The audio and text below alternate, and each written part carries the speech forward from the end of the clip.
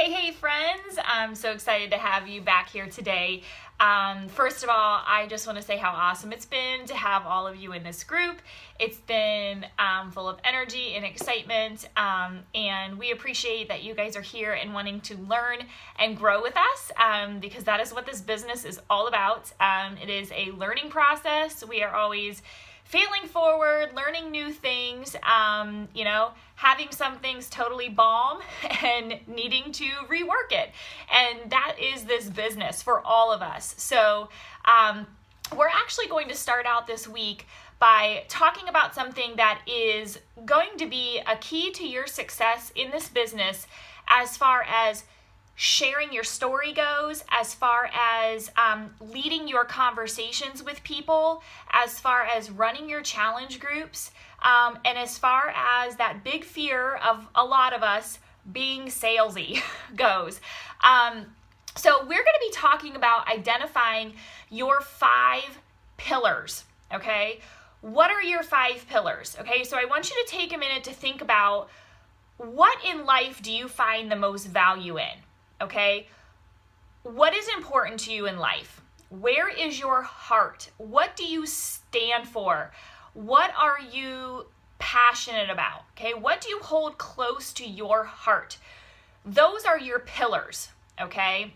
These 5 pillars will hold a key to your success in this business, okay? Most of you said in those intros when we asked you for something that was a fear of yours, a lot of you said being salesy. None of us want to come across as being a salesperson. And if you are using these 5 pillars on a daily basis in your social media posts, if you are even coming back to them in conversations you're having with people, instead of just saying, hey, buy my product, you're taking a genuine interest in their pillars, okay? What they are interested in, what they care about, what they value, instead of just pushing to get to that sale, okay?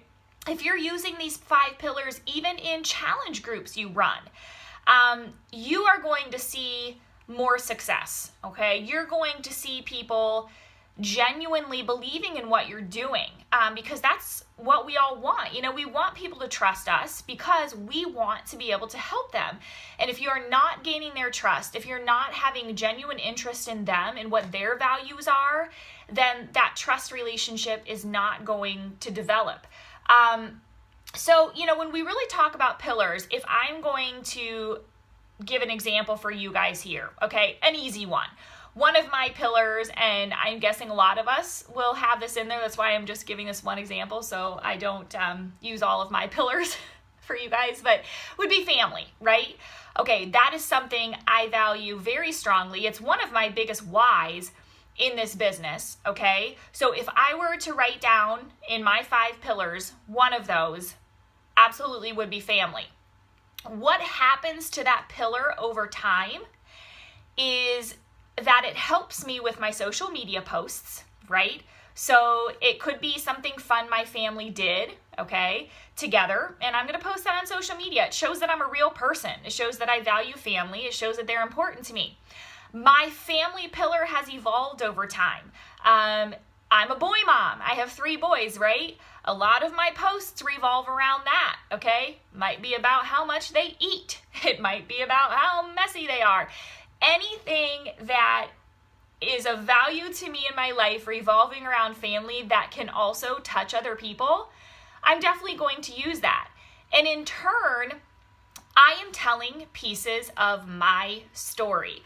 I am laying breadcrumbs as I post and as I share with people about my life and about my story, because part of my story is my boys, okay? Part of my story is my family.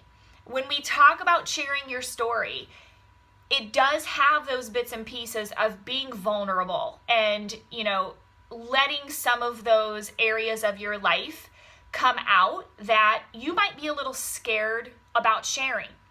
But if you have these pillars in place and you're laying those breadcrumbs, okay, every single day in social media, when you get to those bigger ones, the ones where you're going to let a bigger piece of yourself out there, okay, in order to help other people, it may not be as scary because you've already laid some breadcrumbs, right?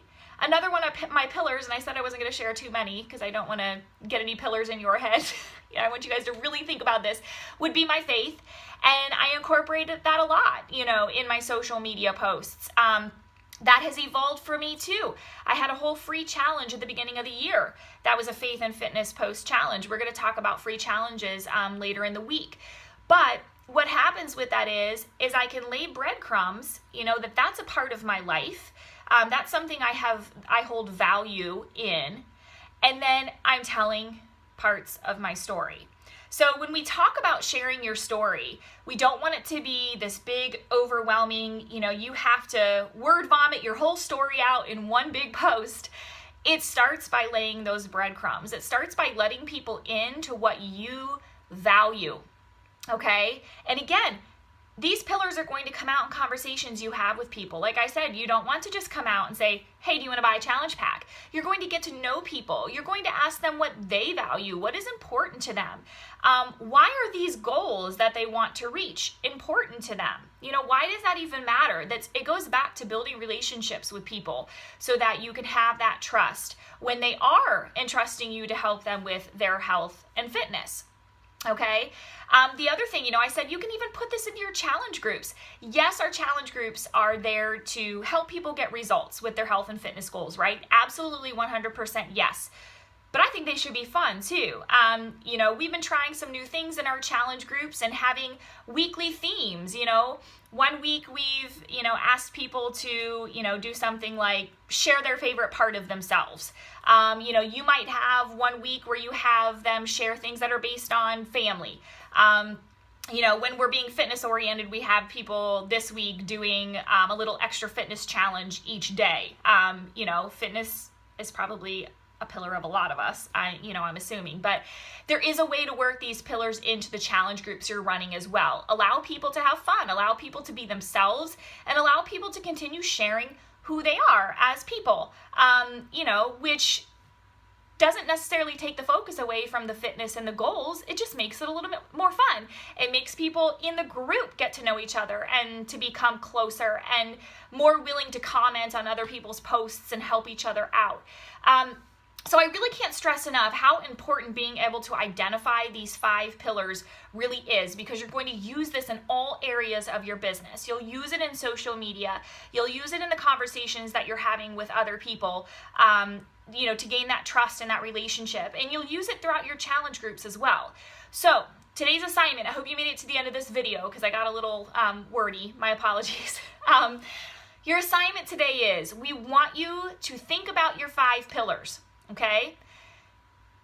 Come up with your 5 pillars. Write them down. Put them up somewhere in your house. Have them in a notebook where you're going to revisit them, okay? And share them with us below, because what we're going to be doing the rest of this week is going to be centered around those 5 pillars. So we want to see your 5 pillars. We're going to give you some guidance and suggestion with that. And as you think of those 5 pillars, start thinking about, okay, what would I possibly post about this today? My posts don't just have to be fitness and food.